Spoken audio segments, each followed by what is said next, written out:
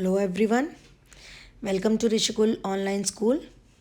Now we are going to start chapter number 3, metals and non-metals. And first we are going to learn about the physical properties of metals. So my dear students, first property of metals is that metals are malleable. Now what do you mean by malleable? Malleability means that metals can be beaten into thin sheets with a hammer without breaking. This property is called malleability. And the property of hammering metals into thin sheet is malleability.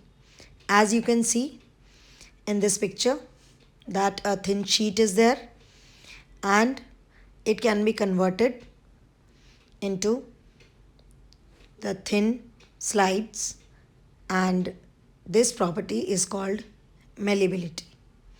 And malleability is an important property of metals. And here I want to tell you that gold and silver metals are best malleable metals. And aluminium foils, because aluminium is also a metal which can be used for packing food items like biscuits, chocolates, medicines, cigarettes, etc. So this is due to the property malleability of metals, which is the first property of metals. Now we will see that what is the second property of metals. My dear students, second property of metals is that metals are ductile. Now what is ductility? It means that metals can be drawn or stretched into thin wires, and this property is called ductility. And this property is a important characteristic property of metals. And in this also, gold is the most ductile metal.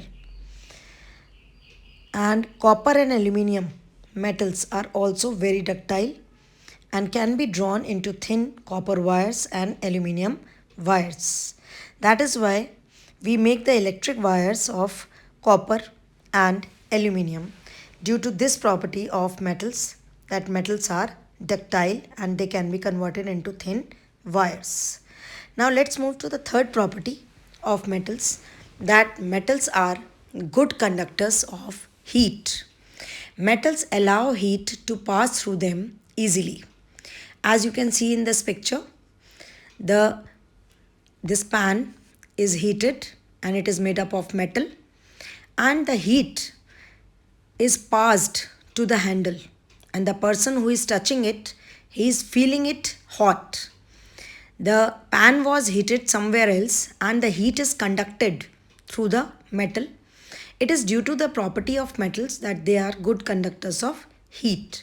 The heat can be passed through them.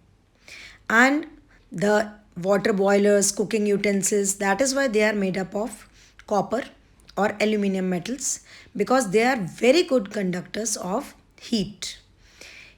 The heat conductivity, or it is also called thermal conductivity, it is also a characteristic property of metals. So let's move to the fourth property of metals, that metals are good conductors of electricity also. These can conduct electricity also through them easily. And out of all the metals, silver is the best conductor of electricity. Like in this picture, you can see we have wires, bulb, battery, switch. And when we switch on, then the bulb starts glowing. Why? Because of these wires which are made up of metals. They are conducting the electricity and making the circuit complete, due to which the bulb is glowing. And the electricity wires are made up of copper or aluminium metals. Why? Because they are good conductors of electricity. That is why electrical conductivity is another characteristic property of metals, and metals are good conductors of heat and electricity. So till here we have learnt 4 properties of metals, that metals are ductile, they are malleable, they are good conductors of heat, and they are good conductors of electricity. And we have seen some examples also. and their uses also based on these properties. Now let's move to the fifth property, that metals have luster. Luster means shining, means they can be polished also. And the property having a shine in the metal is metallic luster. This property is called metallic luster. And the metals have their shine or brightness or keeping in air for a long time and acquires a dull appearance due to the formation of thin layer of oxides, carbonates or sulfide on their surface. Okay, otherwise they are lustrous, but after some time they lose their shine or luster due to the formation of these compounds. Now next property is that metals are generally hard, but exception is there. Sodium and potassium, they are very soft, and they are so soft that we can cut them with the help of knife also. So it is exception, otherwise all the metals are hard. Then metals are strong also, but in this also sodium and potassium, they are not strong. Metals are strong, that is why they can hold large weights without breaking. Example is like bridges are there in which metals are used, so they can hold large amount of weight without breaking, like iron. Next property is that metals are solids at room temperature, but here exception is mercury. Mercury is liquid at room temperature, but the metals which are solids are iron, copper, aluminium, gold, silver, etc. All these are solids at room temperature, but mercury is liquid at room temperature. The next property is that metals have high melting points and boiling points, but sodium and potassium, they have low melting point and boiling points. Okay, so these are the exceptions. And then 10th property, that metals have high density. About density you have learnt in 9th class. Density is mass per unit volume, and metals have high density, but sodium and potassium, they have low densities.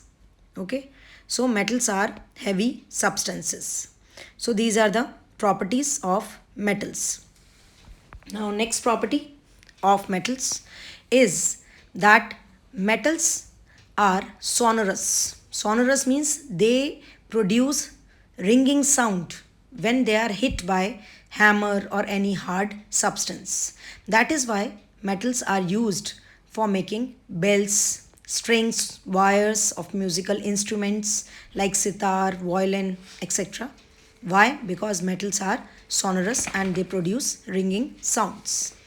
Metals usually have silver or grey color, but exception is there also, except copper or gold.